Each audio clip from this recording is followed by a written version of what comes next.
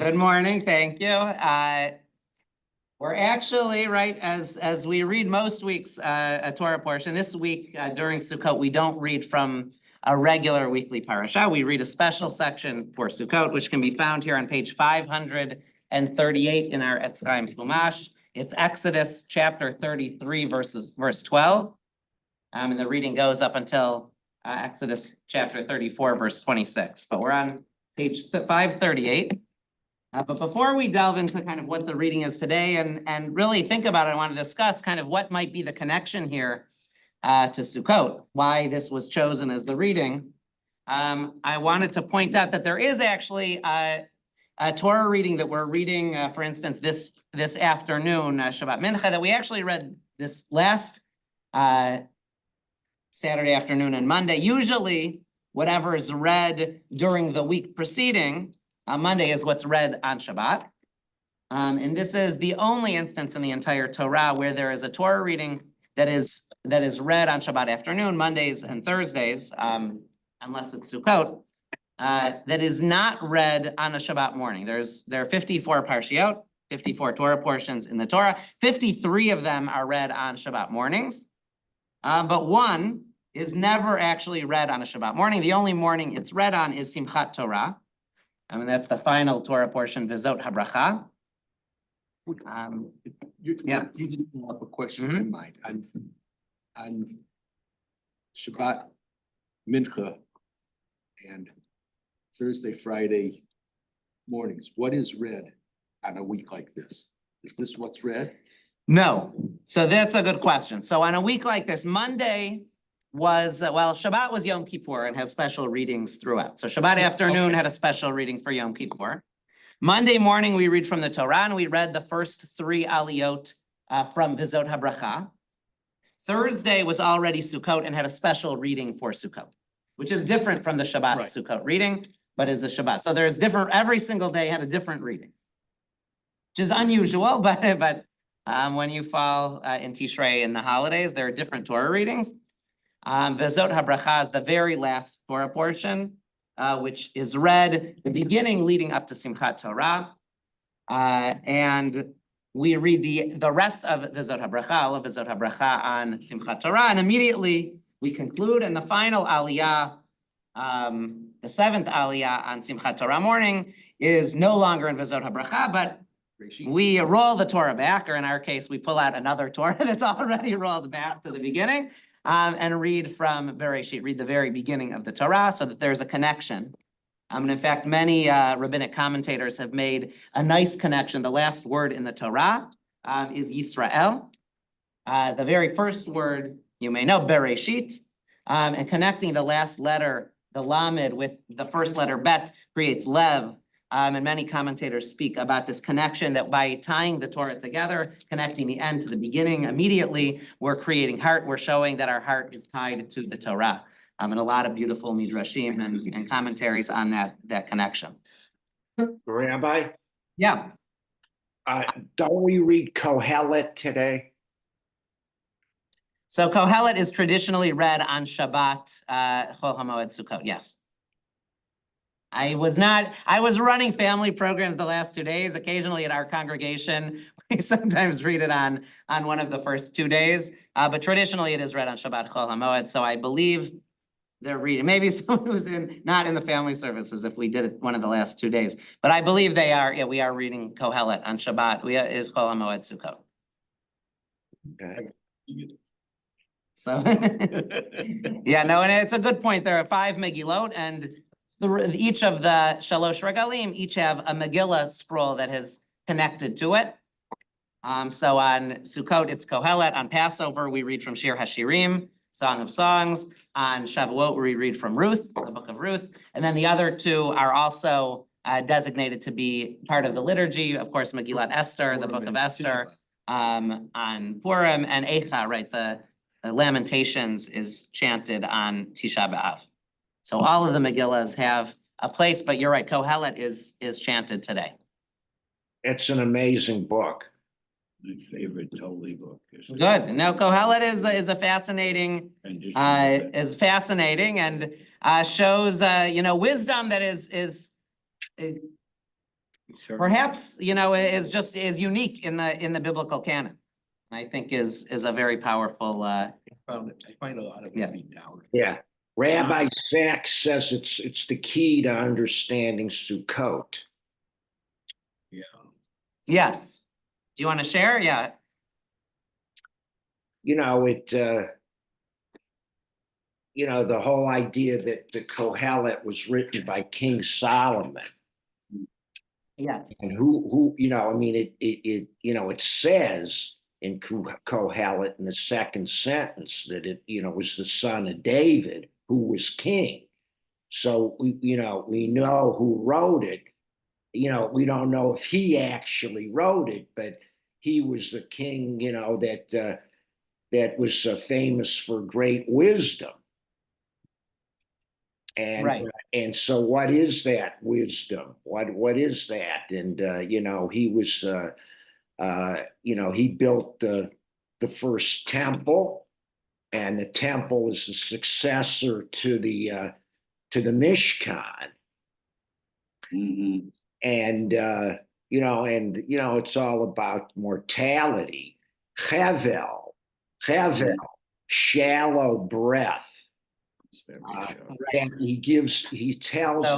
he tells the young man, go and enjoy your life while you're young, because soon you're gonna decline, deteriorate, and die. Right. So we'll talk. Thank you, Ivan. I know Elliot has a point, and then I'll share one word about Kohelet in connection to Sukkot as well. I've Yeah. read that there were some authorities at the time that were very much against including Kohelet in the canon. What were their objections and how were they overcome? That happens to be my favorite book, my favorite holy So book. it's interesting, Kohelet, Shir HaShirim as well. There are some debates recorded in the Mishnah and in the Talmud about certain books, which there was a debate about whether they should enter into the canon. The Talmud, it doesn't give us really many reasons. The reasoning isn't actually given in those texts as to why or why not. Shir HaShirim might be a fairly straightforward to see it. When you read it on its surface, it looks like erotic love poetry, and you can understand why the rabbis may have been hesitant.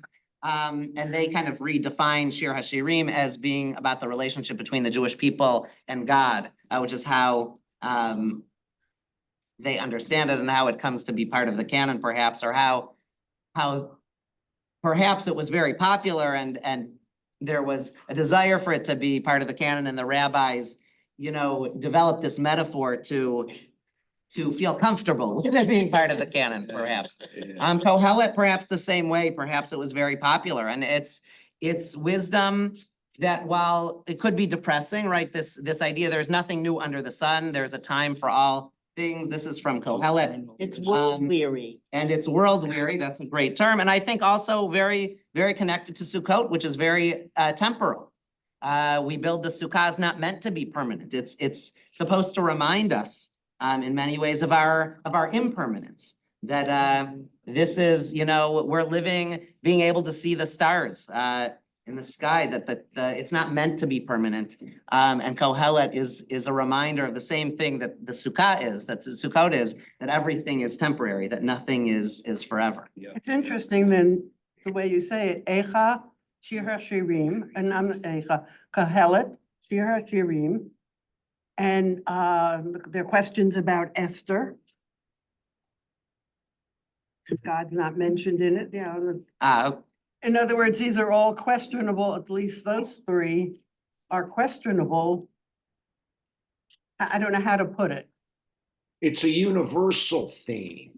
Kohelet. They were not, in other words, God is mentioned, but only as Elohim, not Hashem.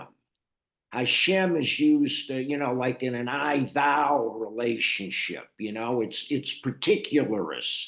It applies to us as Jews, whereas Kohelet wisdom literature is universal. So, right, perhaps they feel different because they feel perhaps a little disconnected from much of what Yeah, so of they were everything kept that is separate. in the Bible. So they kept them do separate. have kind of their own distinct worldviews and viewpoints. Mhm. Yeah, Judy. I see another point for relating to Relating, yeah. Sukkot. Mhm. We're supposed to be a rejoicing, an extra rejoicing Sukkot.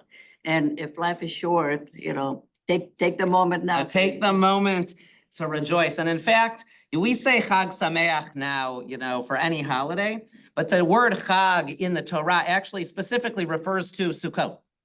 Chag was not applied to all of the holidays. Chag is actually specifically Sukkot, and it says, V'samachta bechagecha, that you should rejoice in your festival, in your Chag, v'hayita ach sameach, and you should be abounding in joy. Chag was a word for pilgrimage. We actually see in Arabic the word Hajj, which we know is the pilgrimage to Mecca, but it's the same root as Chag. Hajj, the Gimel and G, actually, we still retain in English. The G and J is the same letter as it was there, as it is in Hebrew and Semitic languages as well. Chag actually, in its original origin, refers to pilgrimage, of which Sukkot was the great one of three, but was a great pilgrimage festival to Jerusalem. Yeah, how does one deal with the at least superficial contradiction between everything being temporary and our davening in the Amida several times a day about Mechayim Mesim, that there is a next world and there's life there for those who merit it? Is there not a contradiction? Good. I don't see a contradiction, although I could be open if anyone has any thoughts otherwise. But everything in this world is time bound. It's a Jewish idea, and there's a lot of sources that the world to come is a time where that will no longer be the case. A world where everything good will be permanent. In fact, the rabbis like to envision, Rambam actually envisions the world to come as an eternal Shabbat, as an eternal time of rest, of time to study, of time to rejuvenate. It may not be the vision that we have for the world to come, but in the rabbinic mindset, we envy and look forward to a day where every day could be Shabbat and every day, could be the same, but a good same. I thought we decided in the world today that it's not healthy. We don't want to sit all day long and do nothing and rest. So in today's world, yes. In today's world, yes. I mean, fine if you read or you study, but just to sleep and to rest. All right. In today's world, yes. Yeah. Right. That's when you cook. When When you do laundry. Well, I speak to, visions. In fact, our tradition, as you know, right, is not focused so much on the world to come. It's really, and unlike some religions that are more focused on, what happens after death or what happens, in a future age, a future era. Judaism really is focused on the here and now and focused on today. I'm thinking, now I'm forgetting the quote, I think by Rabbi Sachs, but it's a religion, right? We're not a religion of, It's not about salvation. it's not about salvation, it's about action. It's about action. Sanctification of life. Well, sanctification of life, but right, it's not, No, you right, were. it's not about belief. We're not a religion of belief so much as we're a religion of action. Not to say that there aren't beliefs, but action is what takes primacy. But yet the concept of mating is extremely strong in Judaism, especially. these Yes, days, yes, and especially now. that's really, I think, a twofold, the idea that God has the power to revive the dead, and that one day there's a belief that all souls will come back, is a twofold. I think one, it's an idea that this will come in a messianic era. This will come in a, when the world is in its ideal state. But it also is sending a point about the power of God, that we don't limit God's ability. It's not that we're saying that people are coming back from the dead today, but that God has that immense power. In fact, something that the Reform movement has shied away from that idea and has actually changed the words in their prayer book to say Mechayeh Hakol, gives life to all, and shows a historic discomfort in the Reform movement with this idea. But if you don't have action, if you don't do the mitzvot, that is still the prime thing. Right, Well, the mitzvot prime today difference are what lead between to this Christianity and era us. tomorrow, yes. Yeah. We What believe lead you to do the era something tomorrow. and you worry about belief in God later. That'll come. Yeah. Good. And there's actually a teaching in the Talmud. It says if you're about to plant a tree and you get word that the Messiah is coming, you plant the tree first and then go and greet the Messiah, because planting the tree, sprouting future life and doing a mitzvah takes precedence even to welcoming the Mashiach, welcoming the Messiah. So I also want to share, we're coming up on Simchat Torah later this week, as we mentioned. Want to mention one word about the Torah readings. In the diaspora, the tradition developed to read one Torah portion each week, and the system of Torah portions that we know today really developed in the diaspora. In Babylonia, the holiday of Simchat Torah is actually a diaspora invention. Actually, it was not invented in Israel. It was actually invented in exile, in Babylonia, and this great celebration. In Israel, the custom developed to actually read smaller sections of the Torah. They had a different dividing system, and the full Torah was actually not read for 3 years. It was divided out and read over a 3-year period. And they did not celebrate Simchat Torah, or they celebrated when the Torah was completed, but it didn't happen every year.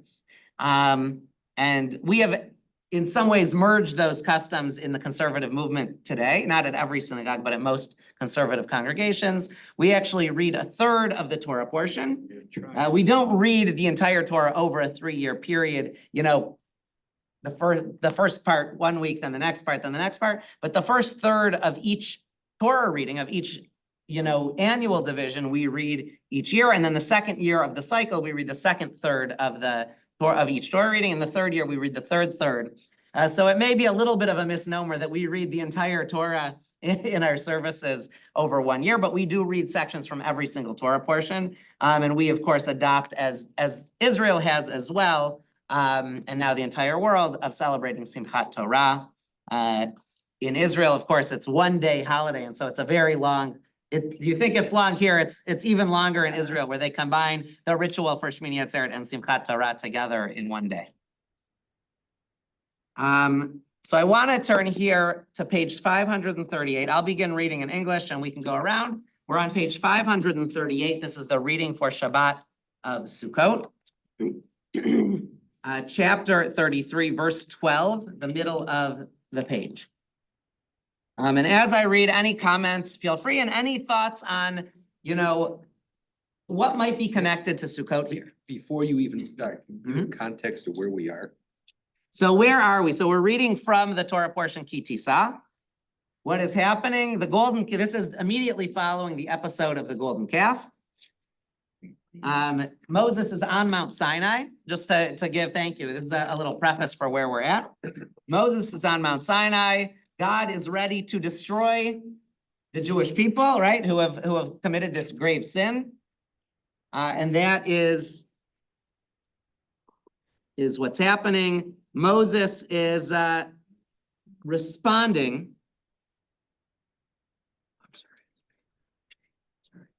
Here, Moses.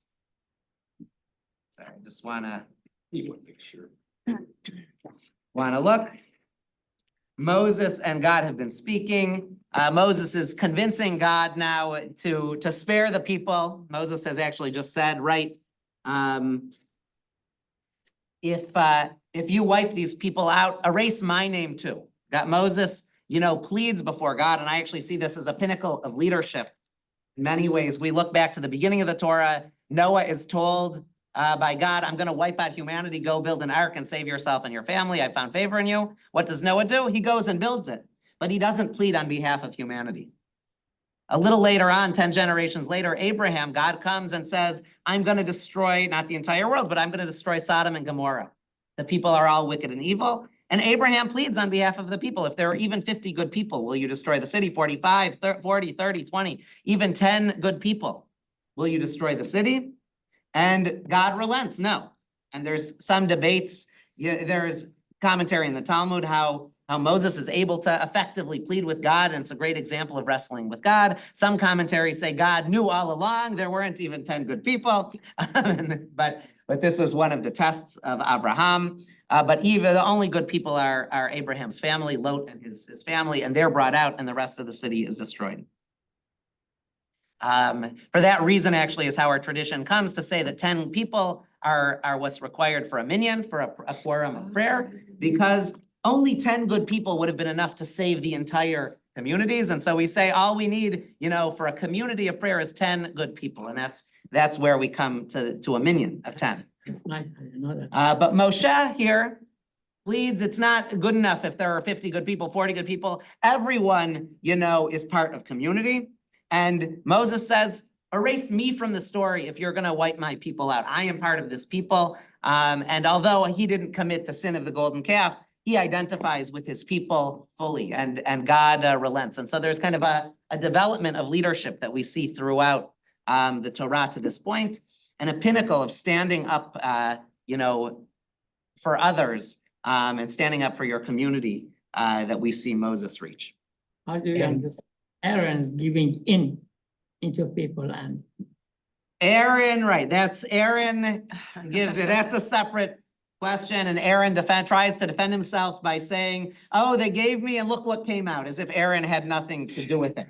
But Aaron, right, is part of the guilt of the actions of the people. some say that he gave in to the power of the masses? Right, that's one, argument that the commentaries share as well. Yeah, Ivan? So Moses is able to get God to forgive the people. That's the key. Okay, that's Yom Kippur. That's the first Yom Kippur. And immediately after that, when he comes down with the second scroll, the second Torah, right? They immediately begin to build the Mishkan. That's the people gathered. They felt a sense of forgiveness. Now you're going to have God's divine presence with the people in the Mishkan, or around the Mishkan.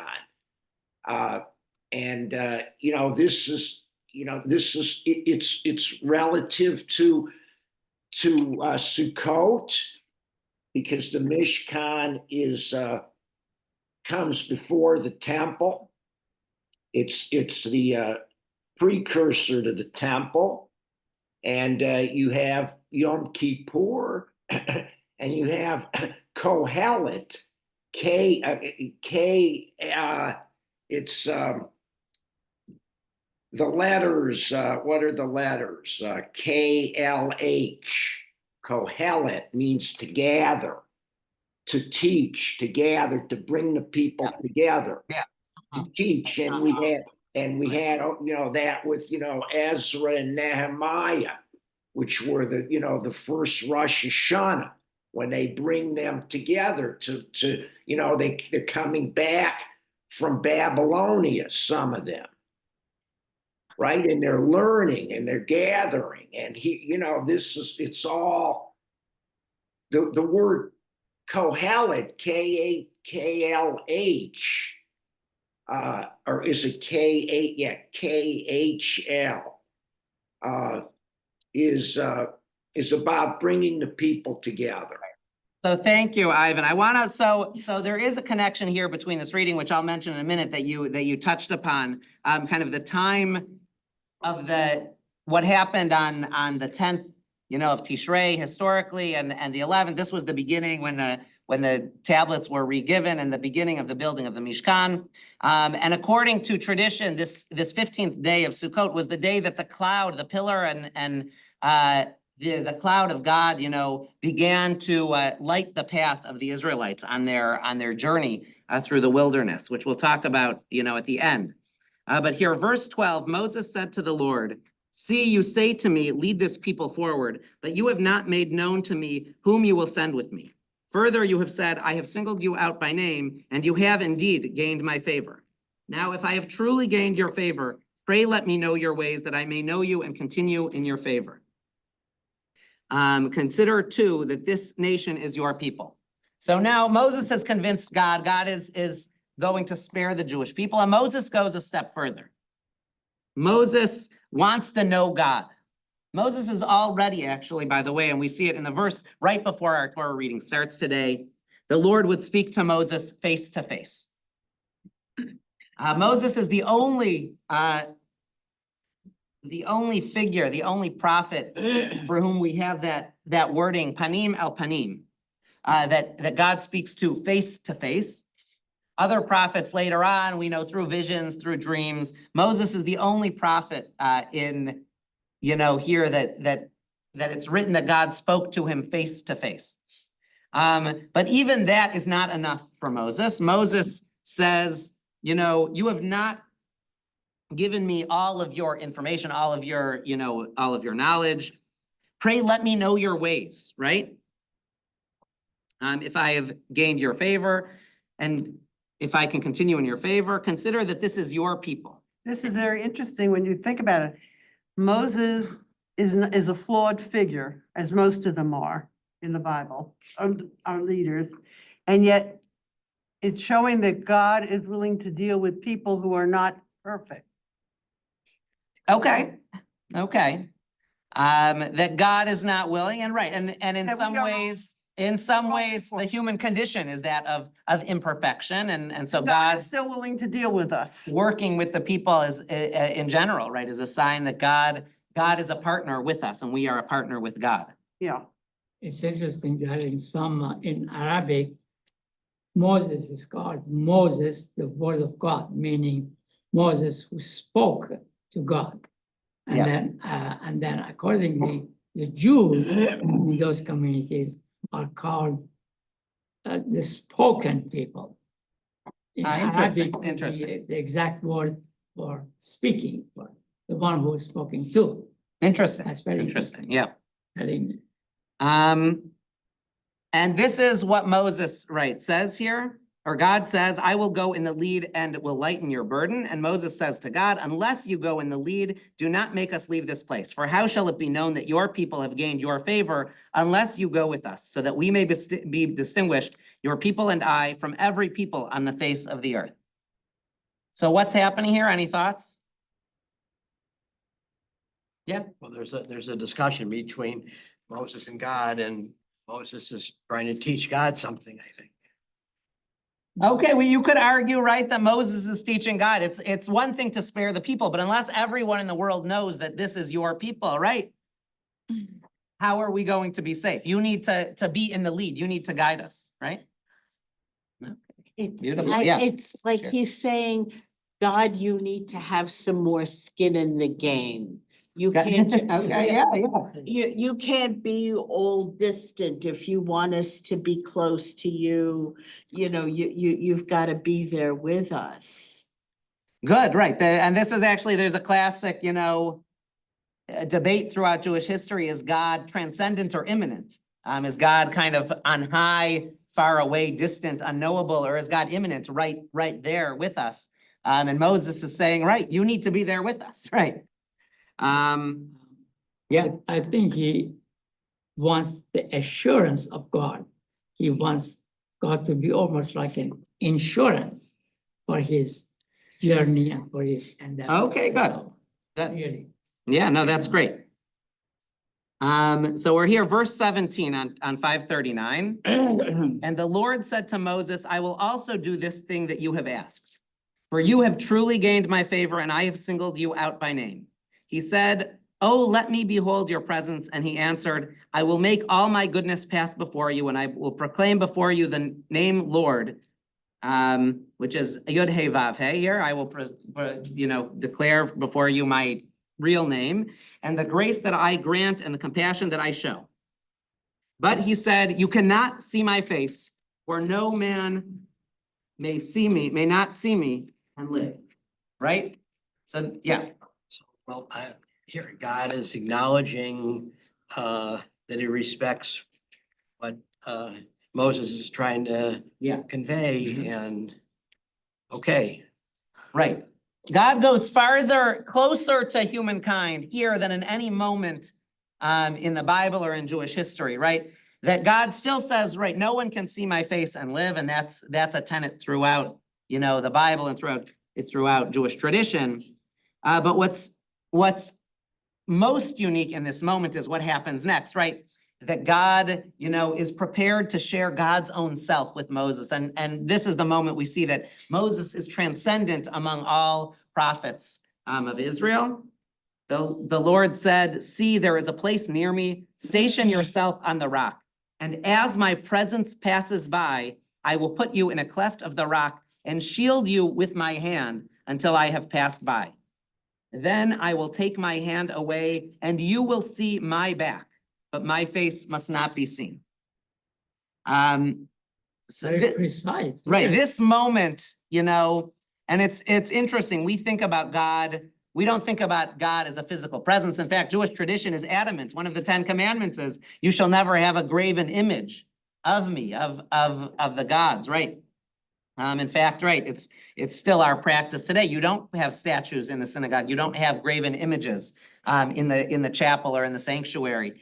But here, God is described in very physical terms. The Hebrew here, V'sakoti chapi alecha, God will put God's own hands. What does that mean? What are God's hands? And then v'hasiroti et kapi, I will block you with my hands. Vera'ita et achora, you will see my achor, you'll see my back side. So what does all this mean? What's going on here? That God, as you said, is now imminent, not just transcendent. Because, the problem with the golden calf was, Moses was gone and the people only knew Moses as the one to relate to, and that he was gone and God was more of an abstraction. Now God is going to be a presence. Right, so Day to beautiful, day. yeah. Good, so beautiful, right? There's a change from God as transcendent to God as immanent here, yeah? But it's also, it's part of the brilliance of the whole story or the whole concept that, and the idea that we're all created in the image of God. So you can't see what God looks like because God looks like all of us. So there's many images or whatever we can imagine. I don't think any of us would probably even agree on Okay, good, what right. God looks So- like or what God is. So good, right. So we don't have an image and purposefully, there's no image of God, but there's kind of a sense that God's presence is right immediately in front of Moses, yeah. That also could mean that everybody is equal. In other words, your color, if you want to talk about it in our terms today, your color, your nationality, where you come from, all these things don't mean anything. We are all one people. Okay, yeah, so, no, good. It's a It's a certain beautiful idea, yeah. idea. Judy and then Ron, yeah. Does Moshe want to know God because God is invisible to the people? And this way, if he sees something of God, he can convince the people more. Interesting. I think, Moses, as I read this, wants God to be with the people, that everyone knows God, that everyone sees God's presence. And ultimately, that's what happens. Everyone sees the pillar, of fire by night and the cloud, the clouds of glory, kavod, which we can look at, at the end here by day. That Moses wants everyone to know God, and Moses himself seems to want to know God intimately and in a personal relationship. It wants to know God, face to face, but even, understand God's ways. Let's put it that way. Moses wants to understand God more, even more than he already does. Right. It's about listening, Shema, listening, to hear. Judaism, we relate to God through listening, through hearing. God creates the world through words. We're a book of words are so holy, critical, devarim. Right, so, no, thank you, and I'm gonna continue here, because this is what happens after, so now Moses has seen God. And now it's the moment for God to come and tell Moses. This is actually read today. It's also what we read, it's read a number of times throughout the year. Chapter 34 on page 540. The Lord said to Moses, carve 2 tablets of stone like the first, and I will inscribe upon the tablets the words that were on the first tablets with which you shattered. So now God is ready to move forward from the golden calf episode. Moses had But he's pleaded not- but he's not successfully. willing to forget. He reminds him that you shattered. He's not forgetting, right? God does not forget. And actually, that's a moment, God never forgets. And we will see that here in a moment with what we read. God is not forgetting. But this is the moment. Moses has come down shattered. Moses has successfully pleaded with God to spare the people. And finally, God is ready to move forward. Right? Be ready by the morning, and in the morning come up to Mount Sinai and present yourself there to me on the top of the mountain. No one else shall come up with you, and no one else shall be seen anywhere on the mountain. Neither shall the flocks and the herds gaze at the foot of this mountain. So Moses carved 2 tablets of stone like the first, and early in the morning he went up on Mount Sinai as the Lord had commanded him, taking the 2 stone tablets with him. The Lord came down in a cloud. So this is the cloud. Vayered Adonai be'anan vayityatzeb imo sham. The cloud kind of stayed there, and this is the cloud that will move with the people. It will always kind of be there now from this point forward, guiding the people on their journey through the wilderness. And it proclaimed the name of God, Adonai, and the Lord passed and proclaimed these words, and this is kind of God sharing who God is. And we know these words, we say them, you know, they're in the Torah reading today, but we say them on every holiday. Adonai, Adonai, El Rachum v'Chanun, Erech Apayim v'Rav Chesed v'Emet. These are known as God's 13 attributes. If you think, say the song from Passover, who knows 13? This is the 13 here. El Rachum, God is merciful and compassionate and gracious, slow to anger, abounding in kindness and faithfulness, extending kindness to the 1,000th generation, forgiving iniquity, transgression, and sin. This is God proclaiming God's self in this moment, and that's why these words are so powerful. This is Hashem. This is Adonai, yeah, Yud Hey Vav Hey, right. This is God proclaiming God's self here on the mountain, receiving the 10 commandments once again, or giving the 10 commandments once again, yeah. God thinks very highly of him or herself, you know. Right. I mean, the highest compliments, or the Right, so, highest aspirations anybody could possibly have, God has. so yes, God thinks very highly of God's self. I like that point. However, I thought this was Moses saying that. I mean, it's. no, the Lord, Pass before- I read it Before him as and- Adonai. And I don't know who proclaimed because it doesn't say. But it sounds more like something that Moses would say. Well, It's, Oh, Moses, God would, doesn't- Lord the Lord. but Moses doesn't know yet how compassionate he is. the Lord passed before him and proclaimed. but this, the way it's written it appears to indicate that this is God speaking. Yeah. You have to look at, And there you can look actually at this note here, number 6. The Hebrew text also allows the first Yud Hey Vav Hey to be taken as the subject of the antecedent verb, and thus, and the Lord proclaimed. But would he say the Proclaim Lord, the this. Lord? Why would God say Um, the Lord, the Lord? This is God's name. We say the Lord in English, but God is proclaiming, you know, you might call me this, but my name, Yud Hey Vav Hey, is an unknowable name, and we actually don't speak that name Right. today. And any approximation that we hear is not necessarily God's name. We don't know how to pronounce that, and we. I have a different question. Right, there are different pronunciations used, but we don't believe to know, you know, the way God has pronounced it. Although it's interesting with the Yud Hey Vav Hey, we see it as kind of the sounds, and actually the Vav even was a W sound, you know, in ancient Semitic languages. These are sounds that are like a breath, that they almost are not pronounceable sounds in some ways. A yah and a wa are not sounds that are easily pronounceable. I mean, it's almost like it's ethereal, Breath. right? Well, But I do want to say, and then if there's any questions, right? We actually try to make God out even better, for us at least, than God says. And we cut off, when we finish these words, we sing Hashem, Hashem, El Rachum V'Chanun, Erech Apayim V'Rav Chesed V'Emet, Notzer Chesed La'alafim, Nosei Avon V'Afesha V'Chata'a V'Nakeh, and we end with the word V'Nakeh. Nakeh means naki, it means lenakot, to cleanse oneself from sin. V'Chata'a V'Nakeh. And the actual Hebrew continues, we cut it off to say that God will forgive and cleanse us from all sin.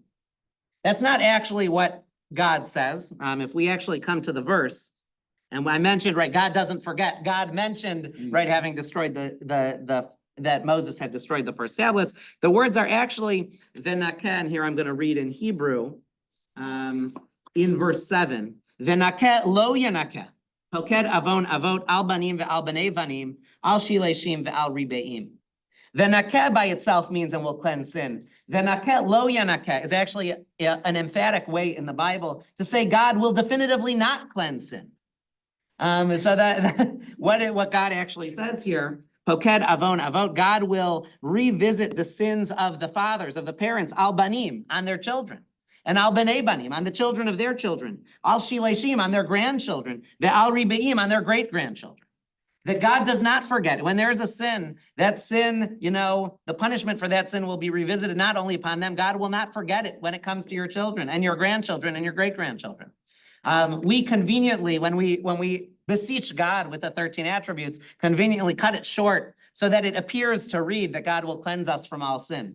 But the actual reading indicates that God is not only not cleansing for sin, but will actually revisit the punishments for those sins on the children and grandchildren. That could be a difference between Christianity. Christianity says God cleanse you. Well, I actually it's actually different even in our own Torah. The It Torah changes later. It changes under Jeremiah. And interestingly, this is something that a lot of modern biblical commentators point to in terms of different authorships of the Torah. But in the book of Deuteronomy, and a few different times, it says that God will not revisit the sins of the parents upon their children. And we see a change in theology actually within the Torah itself. And yes, it does lead some biblical scholars to see maybe their different authorship, but there's actually a move forward in terms of God's own understanding as the Torah as read, that God here is saying, no, the punishments follow you for generations. But then by Deuteronomy, when 40 years have now passed in the wilderness, perhaps there's a different viewpoint. The generation is gone, the generation of the golden calf. And he's not so mad anymore. And now the people are being given a new ideology, let's say, a new theology that God will punish you for your sins, but the next generation is free from those sins. The point I want to make is Yeah. that this is, since you insist, this is God speaking here. Okay. There can be different And- interpretations. And We- in Deuteronomy, it's most likely Moses speaking. It's one of It's his. often it's one of his Moses speeches. speaking from God's will, but as Yeah. we see in this story, God has spoken to Moses face Moses to is the face. one who left it out. Perhaps. There's, Yeah. there's also in Judaism the concept of zechut avot, the merit of our fathers. That The not merit, only, yes. not that, later on, as you said, it changes, it's the opposite. That Jews Right. hope to have the merits of their fathers right. and forefathers. And we hope, right, when it comes to merits, we hope that it passes down from generation to generation. When it comes to sin, it ends with the generation of sin. Yes, so that is true. It's kind of like midrash within the text itself, right? It's like one of the authors of Eitz Chaim was famous for describing it as this intertextuality. There's changes within the Torah itself, and this is one of the things that changes. Thank you. So I'm going to just finish. I know we don't have much time. I want to read the next verse and then jump ahead a little. But verse 8 here at the top of page 542, Moses hastened to bow low to the ground in homage. And this also is how we know it was, God was speaking and now Moses bows low in homage. Vayamaher Moshe vayikod arza vayishtachu, and said, if I have gained your favor, O Lord, pray, let the Lord go in our midst, even though this is a stiff-necked people, pardon our iniquity and our sin, and take us for your own. Very nice. And Moses, and that's what God does, and God makes this covenant, what God will do, drive out the people. And then all of the things the people must do. You must not make a covenant with the inhabitants of the land. You shall not make molten gods for yourselves. This is where God actually does mention, as we This is all continue. happening on the mountain. This is all happening on Mount Sinai. Okay. And the direct connection to Sukkot in this reading here comes, if you jump to page 544, we're on chapter 34, verse. Now I'm, Lost it. 22. is it verse No. 22? Yeah. 6. Verses 22 through 20. Right now, it's all of the holidays here. But that God is beseeching the people first to celebrate the festival of Matzot, the festival of Pesach. Then you shall observe, right, verse 22, V'chag HaShavuot, you should celebrate the Feast of Weeks, which is Shavuot. And then the Feast of Ingathering at the turn of the year, V'chag HaAsif, the holiday of the gathering. And this is the festival of Sukkot. Sukkot is also time of ingathering of the harvest, to Kufat Hashanah, and says these 3 times, all of the people will appear before me. And that's the pilgrimage. And so right here is the mention of this festival, which is the direct connection right in the reading of the holiday of Sukkot. I find it interesting that Pesach comes before Shabbat. The Pesach, it's interesting, Pesach is yeah. on 18 and Shabbat's on 21. And Shabbat, no, it's interesting, yeah, I would need to look at the commentary, I didn't on that specific question, but it is. Well, why not? It is notable that Passover is mentioned before Shabbat in this reading here on Mount Sinai. So there is a mention here of Sukkot in the reading. But the rabbis from our tradition, many also talk about, and I think Ivan also alluded to this, right? This was the moment, of the 15th of Tishrei, the day we celebrate Sukkot, was the time when this occurred, according to tradition, that the cloud of glory, the Ananei HaKavod, began to be above the people and guide them on their path. And there's actually a debate that I want to finish with in the Talmud here, as this concludes, this is what we'll be reading here in the Torah shortly. There's a debate about why Sukkot. Why do we build a sukkah? Is it to remember, the wanderings of our ancestors in the wilderness, which is what takes place now coming from this reading forward, that the people dwelled in a sukkah, and we build that sukkah to remind ourselves of the wandering of our ancestors in the wilderness? Or is it representative of Ananei HaKavod? Is it supposed to be a metaphorical vision of the cloud of God, of the cloud of glory? And actually the tradition says the sukkah is supposed to be built, that it kind of reminds you of this cloud of glory. And that's why it's natural roofing essentially, and you can look up and see the clouds and the stars. And in traditional and typical Talmudic fashion, they don't come to a decision, but both answers become correct and ingrained in tradition, that yes, it's supposed to remind us of the wandering in the wilderness, but it also is supposed to remind us of the Ananei HaKavod. And interestingly, I want to jump back as we finish. What is Moses looking at when he looks at God? If we go back to these words here, verse 22, we read in English, and as my presence passes by, but what is the word in Hebrew? V'haya ba'avor kevodi.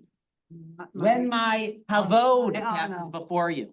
My honor passes before you. Honor is probably not, there's probably no perfect translation for this word kavod. But Moses is getting to see God's kavod, the glory of God's honor, God's presence, if you will, God's immanence in this world. It's a good word. And that's what the cloud represents. And that's what the people of Israel see as they're wandering. And it's what we're meant to see when we go in the sukkah. It's a representation of God's glory, that the Ananea Kavod, that yes, it's about walking through it's about the reminiscence of God's walking through the wilderness, but it's also about us having this glimpse into that kavod of God. On verse 24 in English, I will drive out nations from your path and enlarge your territory. And here it is. No one will covet your land. Think of that in the light of what is going on today. Oh, in verse 24, powerful words for today, yes. You know? And for No one will Jewish covet history, your land. for Jewish history, yeah. I just actually have a question. Mhm. So Sukkot comes in the middle of the month. Yes, Last night or yesterday, we had this huge full moon. It was 2 days past full moon. right. So the middle of the month is the full moon. Oh, it is? Yeah, the beginning of the month is a sliver. Right. The middle of the month, it's full, and then by the end of the month, it's back to a sliver. And so many of our festivals happen at the full moon. And it's because of the lunar cycle, this is a time of celebration. It's also the time, Passover falls right around the full moon. Tu B'Shvat, the 15th of, is, Tu B'Av, a celebration of love at the full moon. Even And of Purim is course, only a day off. Purim is near the full moon. So that is, the full moon is by design, when the festival is. So thank you. It's been wonderful learning. I'll ask you if you have any last question. Yeah, I mean, it talks about 20, whatever this is, 24. Mhm. That you go up to see the Lord 3 times a year, but it only mentions 2 of them in this whole section. Does not mention Shavuot. Well, no, it does. It does. Where- Actually. It's in the same I verse. missed it. It's in that same exact verse here. V'chag haShavuot ta'aseh lecha b'yikurei katzir, v'chag ha'asif. They're right. I was thinking about it. But I want to wish everyone a Shabbat Shalom and Chag Sameach. May we have good weather to enjoy our time in the Sukkah. Thinking, what are the